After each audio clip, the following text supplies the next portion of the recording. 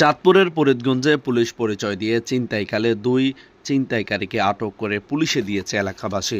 সোমবার রাত ৯টায় উপজেলার গুপ্তি পূর্ব ইউনিয়নের কামতা বাজার সংলগ্ন বাগফুড ব্রিক ফিল্ডের সামনের রাস্তায় এই ঘটনা ঘটে। স্থানীয়রা দুই ছিনতাইকারীকে আটক করে থানা পুলিশকে খবর দিলে থানার এসআই একরামুল হক সোহাগ সঙ্গীয় ফোর্স নিয়ে ঘটনাস্থল থেকে দুজনকে থানায় নিয়ে আসে। আটককৃতরা হলেন লক্ষ্মীপুর জেলার রামগঞ্জ উপজেলার সোনাপুর এলাকার মহাদর বাড়ির আব্দুল মান্নানের ছেলে মেহেদি হাসান রুমি ও একই উপজেলার শেপালীপাড়া গ্রামের ভূঁইয়া বাড়ির মোস্তফা ভূঁইয়ার ছেলে নাইম হাসান।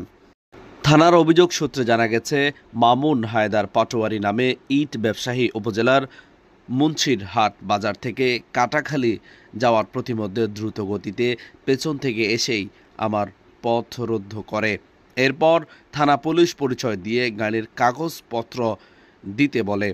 এ সময় গাড়ির সেল রিসিট দিলে তার গাড়ির নাম্বার নেই কোনো ঝেড়া করে।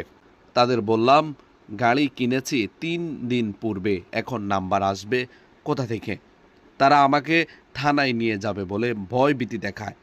তাদের কথা সন্দেহ হলে তাদের চার্জ করি। তারা আমার মোটরসাইকেল ছিনিয়ে নিতে চেষ্টা করে। আমি চিৎকার চেঁচামেচি করলে আশপাশের লোকজন এগিয়ে আসলে তারা পালিয়ে যায়। আমি আমার পরিচিতদের ফোন করলে তারা রাস্তা অবরুদ্ধ করে আটক করে তাদেরকে।